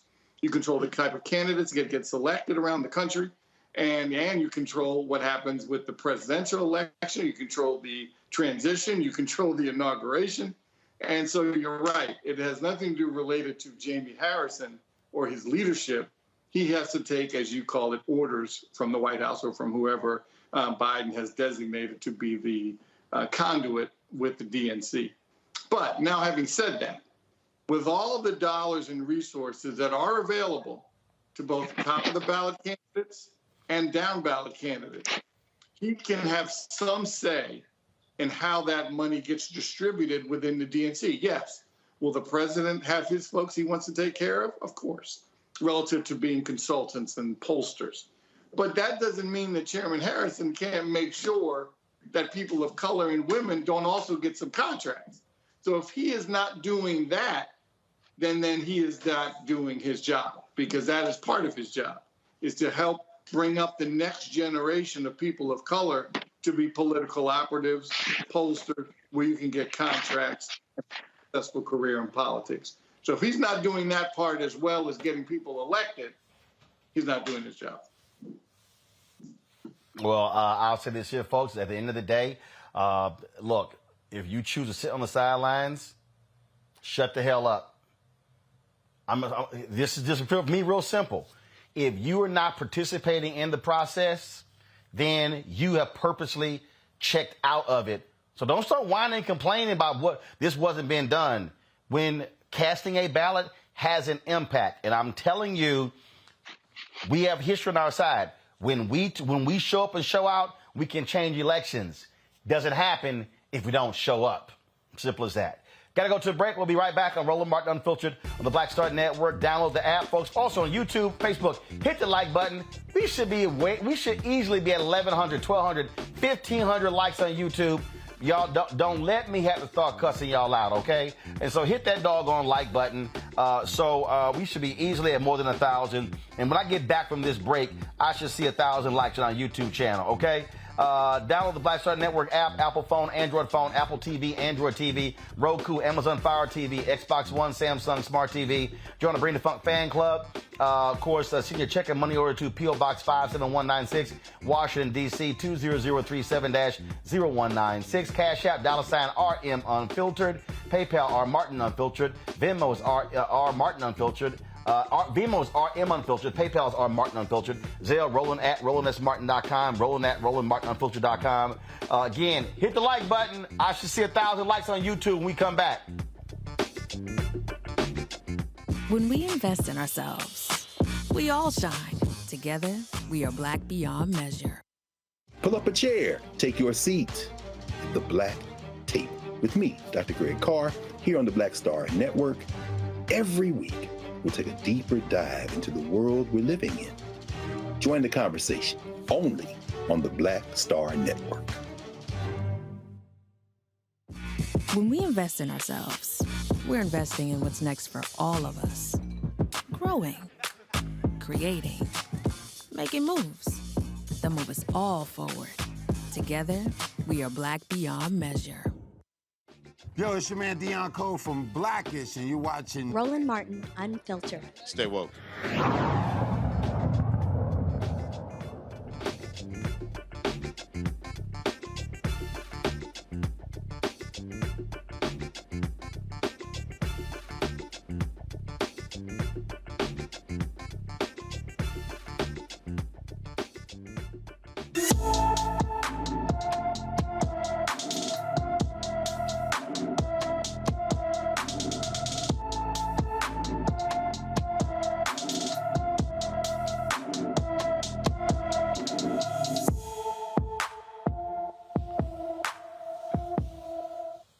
Rochelle Dearman from Tuscaloosa, Alabama, has been missing since March 12th. The 17-year-old is 5 feet 2 inches tall, weighs 160 pounds, with black hair and brown eyes. Anyone with information about Rochelle Dearman should call the Tuscaloosa, Alabama Police Department at 205-349-2121, 205-349-2121. Last night, we told you about Roger Golubski. He is the former Kansas City, Kansas police detective who was arrested on federal charges. He now is at home confinement, folks, and he was arrested for sexually assaulting several black women. Now, according to black residents of Kansas City, Kansas, his evil deeds go deeper than that. There are claims that he has fathered several children, put innocent people in prison, stalked folks, intimidated them, and harassed them as well. Tonight, CeCe Mank joins us. She's a community and victim advocate, and Nico Quinn, who says Golubski forced her to testify against Lamont McIntyre, who was wrongfully imprisoned for more than 24 years for a double slaying he did not commit. Glad to have you both. Nico, I want to start with you. So this case you're talking about, so you say he forced you to testify against someone else. How? Well, it was him and the prosecutor, which is Tara Moorhead. They showed up at my house one day and told my cousin to contact me and tell me to get in contact with them. If not, that she was going to throw me in jail and take my kids. And did you share this with anyone? Did you tell anyone? Did you have anyone fighting on your behalf when this happened? I told everybody that would listen. At the time, my cousin was an attorney, and I contacted her and asked her, should I go? Would she go with me? She told me that she had another engagement, so I went there by myself. Did you actually testify against him? Did I? Yes, I had to testify against him. And these threats, were they? You said it was from Golubski as well as an assistant DA. Yes, what was happening is that he was basically coming to my home, trying to get in contact with me. He picked me up on one occasion and took me up to see her. On this particular day, I went up there, he dropped me off, and I went in to see her. When I got there, I waited for about 45 minutes to go in her office. When I went into her office, she had on her desk the crime scene pictures of my cousins. My one cousin name was Danielle Quinn. Me and him was real close, and my other cousin was Donnie Ewing. Danielle Quinn had got 4 shots to the head. So when I walked in there and she had them on the table, I told her, I said, I didn't need to see those because I was at the scene. I was at the crime scene. So she started asking me about Lamont. And I told her Lamont didn't do it. I said the person that did do it, they had jumped on my cousin 2 weeks prior about some money. And she was telling me that they knew Lamont had did it. They had his clothes. They had the gun. They know he was the right person. And she was asking me, well, don't you want somebody to be convicted for this? Don't you want somebody to pay for this? And I said, he didn't do it. And then that's when she started telling me again about taking my kids and throwing me in prison. So the second occasion was when we got to the courtroom, and I told her, I said, I can't do this. I said, Lamont, his ears are too big. This is the first time me seeing Lamont face to face. And I said, his ears are too big and he's too tall. He couldn't do it. So she looked at me and she said, if you don't do what we said we was going to do, I'm going to throw your black ass in jail and take your kids. And at that time, I didn't know what she was capable of doing, but I know she could take my kids from me. I was the only one that was taking care of everybody's kids. If my aunt or my sister, anybody went to jail, I raised their kids. And I knew if something happened to me, I knew she could get rid of my kids and I'll never see my kids again. CC, for folks who don't know, everything that we have read, the stories that we have read, is that Roger Golubski was a terror. He terrorized black folks in Kansas City, Kansas. That this was a thug with a badge and a gun. And then also, my sister, at the age of 16 or 17, she was walking home from work one night, and he picked her up and he raped her. And she came home, was telling me and my other sister about it. She was just on the bed crying and crying. And we was like, we got to tell mama. She said, no, if I tell, he going to kill me. So my sister ended up turning out being on drugs because of our childhood. We had been getting raped as little kids by our uncles. My sister ended up on drugs. And in 2000, my sister was shot 17 times. My sister post had did 37 months in prison. And Golubski dropped her off at my home. One of the young ladies came in and told me he was on the back street waiting on her. When my sister walked back out the door, I asked her, I said, who dropped you off? She said, I got a ride. And I said, who? She said, a friend. The lady, I said, well, they told me Golubski dropped you off, is back there waiting on you. So she got her clothes, she left. About 2 to 3 weeks later, my sister was dead.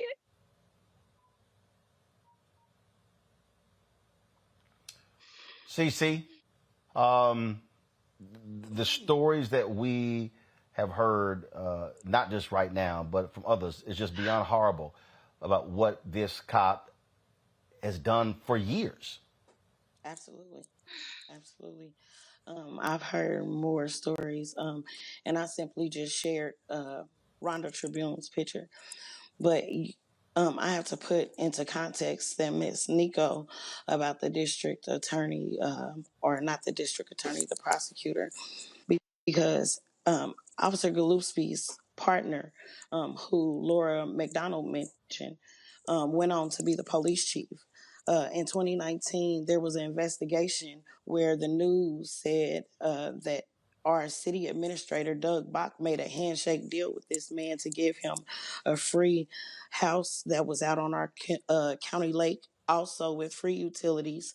They paid him to live there, also while paying him to be the police chief. All while he denied these allegations, even though witnesses said he was there sometimes. So it goes beyond these police officers. I also have to say, U.S. Attorney McAllister said for this to go on for 30 years, he had to have help or willing ignorance. You know, they just willingly ignored all of these things or participated. Well, obviously, that was they totally ignored it because this went on for years, and finally he was arrested by the FBI last week. And you know, but do you believe that, Nico, in what you described, has the statute of limitations run out? Have the feds talked to you or family members with regards to your interaction with Roger Golubski? Well, not really. You know, the feds don't come out to talk to you. You have to come and talk to them. And when I told him my story, actually, like I stated, Golubski he stalked me from 1994 to probably about 2010. My last time seeing Golubski was maybe 2012. I pulled him over and asked him a question.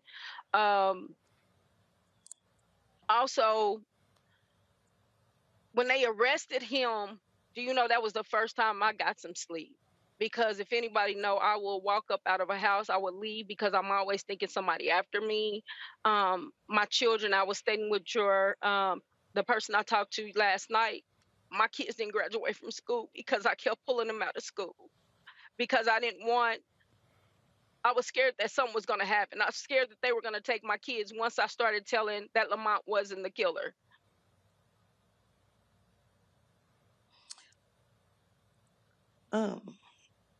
Cece, go ahead.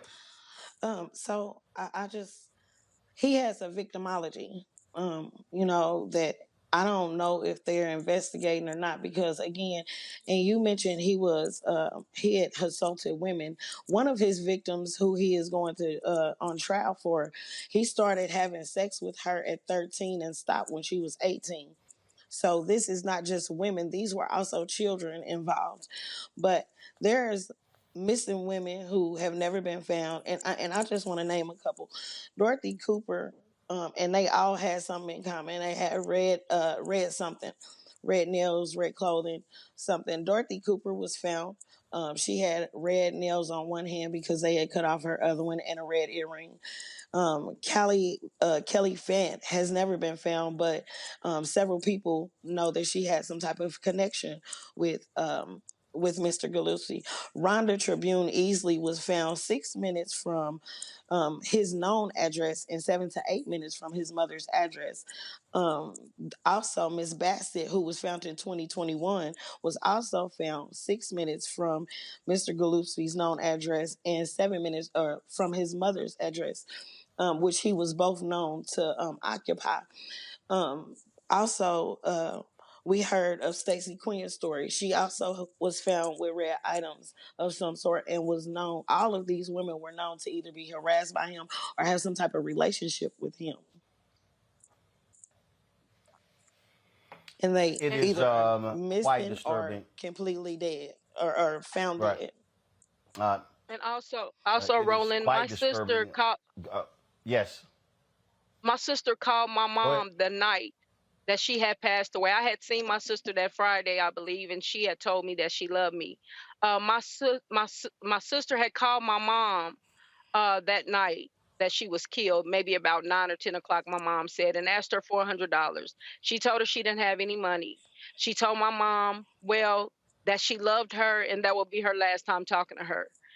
She called about 9 or 10. My sister was killed about 2 or 3 o'clock in the morning. And the crazy thing about it is that this so-called prosecutor, she was at the crime scene. I've never heard of that before.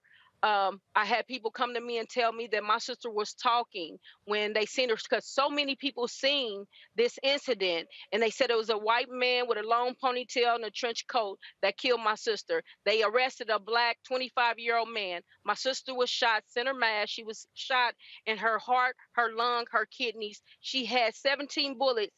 We took the cover off of her, and all you seen is them bullets just all in her midsection, all in her lethal organs. So this was a target.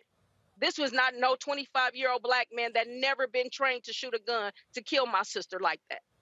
And that's not the only one. She's not the only one. I've seen Monique Allen leave my house. She had Golubski's car. She called him to pick her up. She got killed the next day. Rhonda Tribute walked off my porch to go get in the car with him, and she got killed, and they found her body the next day. So this is just customary for him, because he already knew that he was going to get away with what he done. He only did it where he knew he can get away with it. He did it where he was comfortable at. And he also told police, who you going to, when he told his victims, who are you going to tell? Oh, you going to call the police? I am the police. Who does that? Well, we certainly hope with him being arrested that more will be uncovered by the Department of Justice as they continue this case. We thank you, CC Mank, as well as Nico Quinn, for sharing your thoughts with us. Yes, sir. Thank you so very much. Nice. Thank you for having us.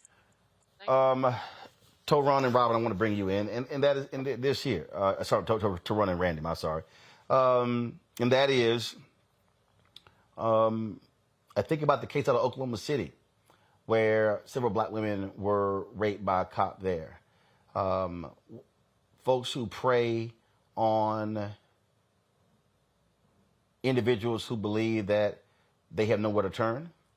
And what's amazing is that it's the investigation that was done by news media. I mean, this dude was well known, and folks had talked about it for years, yet he avoided prosecution all of these years, Randy. That is what's crazy to me. It's crazy, and yet it's not. That's the real depressing part about it. I mean, he wields a certain level of power and protection. The people, we've been saying for over repeatedly that the people that we want to protect us aren't. We are giving certain individuals that are not necessarily fans of our community and an immeasurable amount of power, and they're getting away with just horrible crimes, so hard to hear. And what really frustrated me, they started out by saying that he's at home, he's confined to his home right now. That it seems as if that only happens to certain individuals, and it certainly is not happening in our community. So already, this man is still being protected and being able to even facing these charges in the most comfortable way possible. He is clearly working from a great place of privilege, and it's extremely disheartening. To run. You know, this story was horrific, but it's almost like the more things change, the more they stay the same, because we know the history of this country. We know the history of the sexual violation of black women by white supremacists, whether it was on the Middle Passage, whether it was on a plantation, or whether it was by somebody, in a military uniform or somebody wearing a badge. This sort of thing happens when you have absolute power and you're dealing with a community that you feel less than. That you feel a community that you feel like is less than you, and you have the power of life and death. Yeah. And when you're dealing with people who don't have anywhere to turn, who may have had some run-ins with the law before, and everything they do makes them feel nervous that they can be put back into a situation where they get deeper involved with like the incarceration system or something like that. These things happen. What's sick about it to me is that, as you said, he was so well known in the community, and nobody, whether in that department or anybody on the DA's office or the county prosecutor or the city prosecutor, cared enough about what happened to these women and saw a pattern here that they would go and pursue. That's what's dangerous. And again, like I said earlier, these sort of things happen a lot in these smaller towns that are away from major media presence because they can get away with it because they know that they say the best sunlight is the best disinfectant. When the media in your town doesn't care about what's going on, or they don't want to have the resource to follow that up, these sort of things can happen for generations. It can happen for decades, like this, apparently what happened with this individual.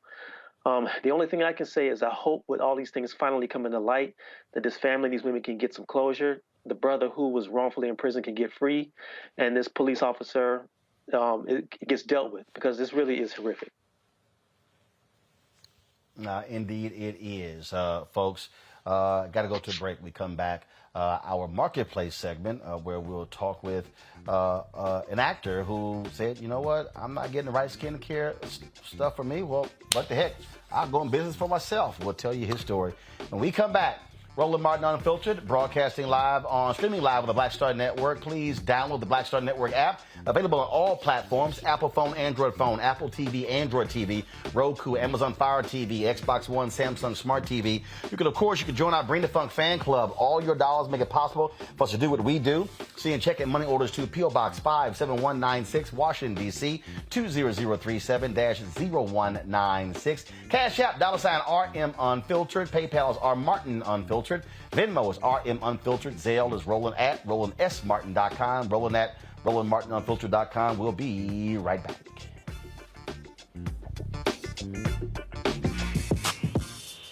When we invest in ourselves, our glow, our vision, our vibe, we all shine.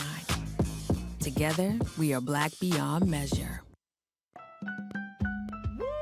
We're all impacted by the culture, whether we know it or not. From politics to music and entertainment, it's a huge part of our lives, and we're going to talk about it every day right here on The Culture with me, Farajii Muhammad, only on the Black Star Network.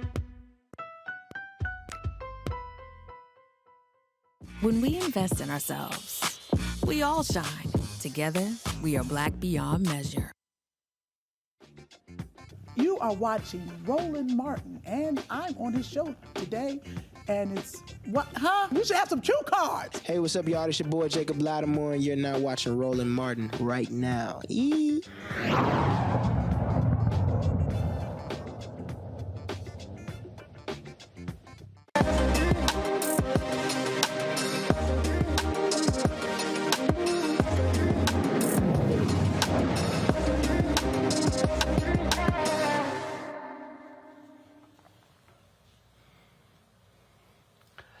All right, folks, talk to African Americans who are models, who are actors, actresses, even folks in television. They'll tell you, man, it is hard being black. You got folks who can't do black hair. You even got folks who, when it comes to their skin, the right skincare products, they run into all sorts of issues. My next guest was one of those folks.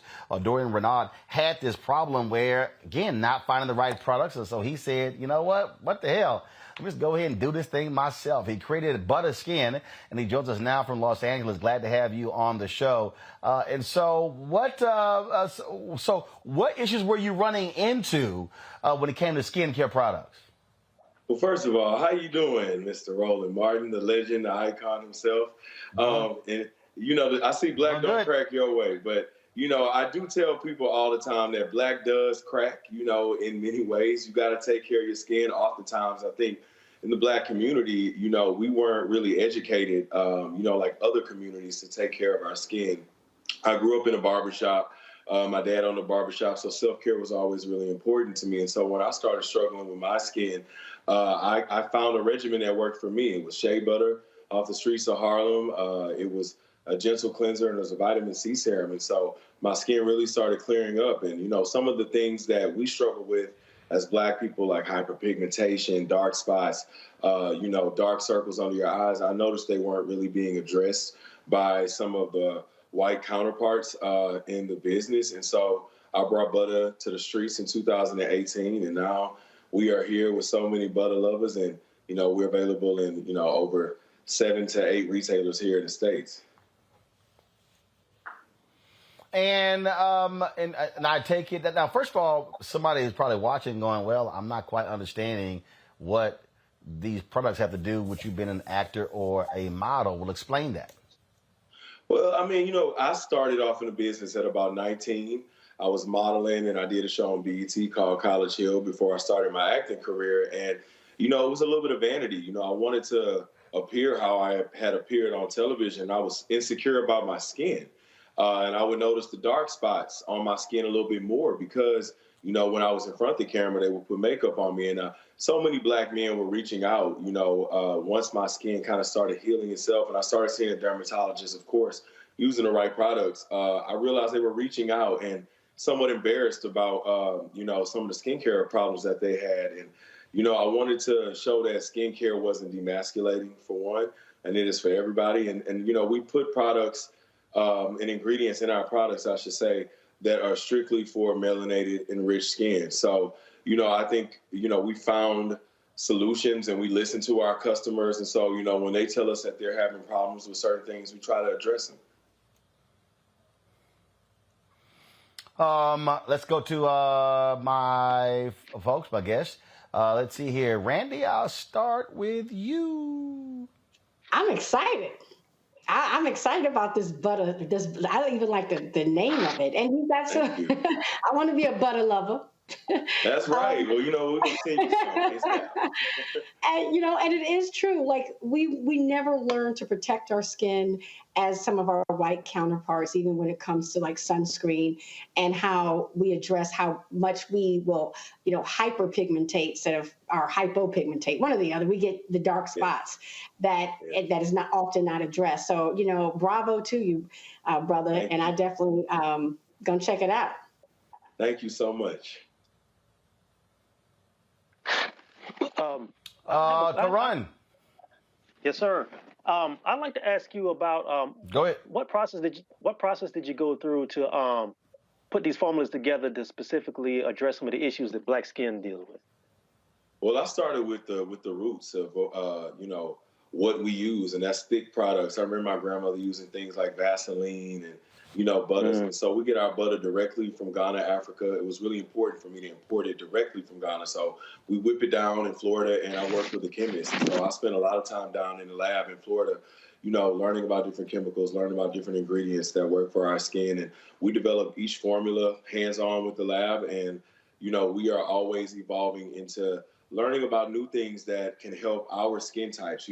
For me, it was shea butter, and then we started expanding into other different types of butter. And so learning the benefits of butter and serums like the vitamin C serum, which, I was using the serum because I was here in Hollywood and I was an actor and, I had access to those things. But I realized that the general population and a lot of black people didn't know how much serums could really help your skin. And so I wanted to put that in my kit so that I can introduce the world and, my world, I should say, and that was young black people and people in my community to, how to keep your skin looking healthy and how to put vitamins in your skin like you do in your body. Great, by the way, man. Where are you? First of all, you're talking about getting products from Ghana. Now, where are you putting? Where are they manufactured? In terms of who you're working with on that. We manufacture in Florida, so I spend a lot of my time at the lab. We own our own lab, which is amazing because I'm able to go in and doctor up things in a short amount of time or make adjustments. But we're in Fort Myers, Florida, and so I spend a lot of time out there with the chemists and, working really hard. And there's so many, emerging black brands coming out now and celebrity brands. And I admire all of them, but I encourage people that are getting into this space to learn as much as you can about the skincare business, learn as much as you can about formulas. You go through testing and FDA approval and all these different things. And I think, it looks appealing to somebody say, let me slap my name on something. But the more that you dive in, the more that you know, and you can actually create really good products for people. And it's nothing wrong with white labeling, but what I love about butter is that we are original and we make all of our products from scratch. And I'm able to see the process take place. And you're absolutely right. First of all, I mean, this business has exploded over the last several years. I mean, I just know of so many different people who are creating skincare lines because people are just spending a lot of money on this. And so what are you also doing to stand out? You talk about being in 8 retail locations. What are your also marketing plans moving forward? Well, you know, I try to add real story to butter. So not only is butter a skincare brand, but it's a lifestyle. You know, we try to, you know, keep the audience entertained with our campaigns. We're community-based, so we do a lot of things in the community. And I think that our stuff is just good. You know, it's really good. You know, you can have a lot of products out there, but if your stuff isn't good, then, you know, I don't think that, you know, people will be returning. And so, you know, we started off as a word of mouth company, and although we're able to, you know, enhance how we see beauty, you know, through our eyes, you know, the stuff is amazing and the reviews don't lie. So I think a lot of people out there, you know, they tend to put their name on something. They don't really know what's in the products. You know, I know everything in my products are good, natural, and, you know, people really love butter, and it's working for them. I love the fact that tell folks whether. Yeah, I was just going to say, I love the fact that he go ahead. Getting the shea butter directly from Ghana. You know, last time I was in Ghana, and I actually was looking at the shea butter and who was taking most of it and making dollars out of, you know, the richness of our motherland. And it's not us. It wasn't us. And so I'm really happy to see that your company there's a connection there. That makes me feel really good about the product. Oh, absolutely. I mean, it was important, you know, to enhance the economy where you can get that from, you know. And when I was getting ready to start formulating, I said, look, can we get it directly from Africa? And, you know, that was my first thought, because when I would get it in New York, when I would travel to New York doing my modeling trips and stuff, you know, it would come in this big block, you know, real shea butter that you could only get, you know, at certain markets directly from Africa. And I would melt it down and put scents in it and make my own little concoction. And, you know, I always say I did not create shea butter whatsoever, but we whip our shea butter so fine down and so nicely. And then you pair that shea butter with our vitamin C serum and a cleanser, and you have a perfect skincare routine. It's easy. And I tell people, you don't have to put so many things on your face. And the minute that I stopped being so hard on my skin and being a little bit more gentle on my skin and easier on my skin, it really started to heal. So, you know, I think the same goes for our bodies. You have to take care of your skin the same way. All right, then. Tell folks where they can get butter skin. They can get butter skin at Ulta Beauty, Macy's, Nordstrom's, JCPenney, Saks Fifth Avenue is coming soon. And we have a few other retailers, but go to butterskin.com. Check us out on social media so you can find out how to use the product. Check us out. All right. Well, I'm actually in LA, so I'm sure the product is in the office. So I'll try it when I get back to DC on Thursday. Yes, sir. So Dorian, we appreciate it, man. Thanks a lot. Thank you so much. All right, folks. Some sad news. A couple of the folks who are now ancestors. Maury Wills, a long-time baseball player who hailed from D.C. public schools. He passed away at the age of 89. He played for the L.A. Dodgers, was a shortstop. He mastered the art of base stealing in the 1960s and became one of the most exciting ball players of his time. He died Monday night at his home in Sedona, Arizona. He set a modern Major League Baseball record when he stole 104 bases in 1962, crushing the record of 96 set by Ty Cobb in 1915. He set the stage for Lou Brock of the St. Louis Cardinals, who stole 118 bases in 1974, and Ricky Henderson of the Oakland A's, who set the current record with 130 steals in 1982. Again, baseball legend Maury Wills is dead at the age of 89. Reverend Herbert Lusk, who became the first NFL player to kneel in the end zone after scoring a touchdown, he has passed away. He was 69 years old. Lusk gained national attention after his 70-yard touchdown run in 1977. The Philadelphia Eagles running back later said, "The end zone became my pulpit. He, of course, went on after retiring to become a prominent pastor in Philadelphia, involved with a number of different events as well as community building initiatives there. He was a prominent supporter of President George W. Bush in his presidential run of 2000, as well as re-election in 2004. Philadelphia City Council President Darrell Clark posted this on Twitter. North Philadelphia and our city lost a true friend yesterday. Reverend Herb Lusk has passed. From his early days as a running back for the Philadelphia Eagles through his long career as a pastor of Greater Exodus Baptist Church on North Broad Street, Reverend Lusk always preached the universal truths of self-reliance and hard work. He created the nonprofit People for People and helped so many find the right path in life. On a personal level, Reverend Lusk was a true friend and presided over the funeral of my brother, an honor for my family. Reverend Lusk cared deeply about Philadelphia and its people. He truly walked the walk of service in his life. Our deep condolences to his family and congregants. Rest in power, Reverend. Lusk later served with the Eagles as the team chaplain. He died at 69. I'm going to end the show with this story that came from Herb Lusk, Toran and Randy. A few years ago, I was playing golf in Philadelphia with Reverend Lusk and some other folks. And when we were done, we went inside and to get us something to eat and drink. And as we're sitting there, he told us a story. As I said, he was a very prominent supporter of President George W. Bush. Well, President Bush gave him a card once, and he said that, hey, Herb, if you're ever in trouble, call this number. Well, Pastor Lusk happened to be traveling on the motherland, and a coup broke out while he was there. Now, mind you, I'm telling this story because Herb Lusk said, now, if you ever tell this story, I'm going to deny it. So typically, y'all, what happens, when someone passes, sort of off the record, sort of goes away. And so I revealed the same thing when Chadwick Boseman passed. I didn't reveal the text he sent me when he was alive, but until after he passed. So Lusk said he's in this country and he's at the airport. All of a sudden, shooting breaks out. And all of a sudden, the airport's on lockdown. They literally are in the middle of a coup.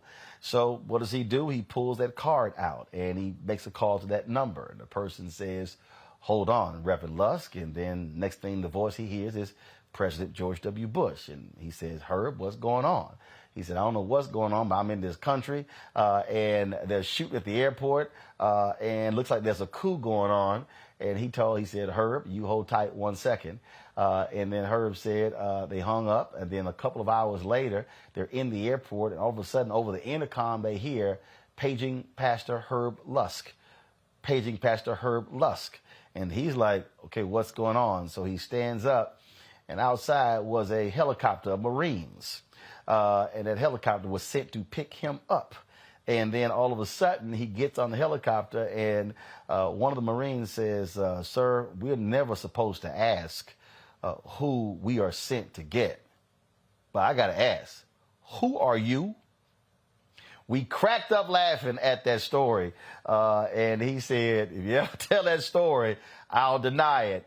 But that's how close Reverend Herb Lusk was to President George W. Bush. When he needed that help, he placed that phone call, and some U.S. Marines were able to rescue him from that particular country in that dangerous airport. So Reverend Herb Lusk, good brother. I had a chance to meet him several times for us to tee up and play golf as well. So condolences to his family. Reverend Herb Lusk passing with the age of 69. Folks, that is it for us. Tomorrow I will be attending, I will be live on the show, but tomorrow I'm going to be attending the Apple Films premiere, the Los Angeles premiere of the Sidney Poitier doc, produced by Oprah Winfrey and my man Reggie Hutland. Be taking place tomorrow night, but I'll be live on the show, and then of course we'll have the next day some video from the event as well. Looking forward to that. It's an amazing story of Sir Sidney Poitier, and we cannot wait to see. I can't wait to see it, and we cannot wait to share with you what we hear about it. So, Randy, thanks a lot. Toran, thanks a lot. Michael Brown had to leave earlier. We appreciate you as well, folks. That is it please support us in what we do. What we do every single day, folks, nobody else is doing. Nobody. I keep telling y'all. Byron Allen's not doing it. Black Enterprise is not doing it. Essence is not doing it. Blavity is not doing it. Ebony is not doing it. The content that we have every single day on this show is unmatched. Not just this show, but the 2-hour show with Farajii Muhammad. Then, of course, you have Dr. Greg Carr. You have Deborah Owens, Reverend Dr. Jackie Hood Martin, Stephanie Humphrey. We got Rolling with Roland. We got other shows that we are got in development right now, folks. And so this is truly Black-owned content that we are building and developing. And so we want you to support us in what we do. And so please download our Black Star Network app. You know, we've got nearly 900,000 people subscribed to our YouTube channel. It would be fantastic if we had 900,000 people who have downloaded our app. And so if y'all could please do that, that'll be great. We're available on all platforms: Apple TV, Android TV, Apple phone, Android phone, Roku, Amazon Fire TV, Xbox One, Samsung Smart TV. And, of course, you can also support us in what we do. We need to raise $100,000 a month from our fan base between now and the end of the month. That's 2,000 people a month at $50 each. You can give less, you can give more. We appreciate every single dollar. Check and money orders go to P.O. Box 57196, Washington, D.C. 20037-0196. Cash App is $RM Unfiltered. PayPal is R Martin Unfiltered. Venmo is RM Unfiltered. Zelle is Roland@RolandSMartin.com. Roland@RolandMartinUnfiltered.com. That is it for me from Los Angeles. Yes, I love to wear my Astros jersey when I come to L.A. because it drives the Dodgers fans crazy. And I love it. I'll see y'all tomorrow. Holla!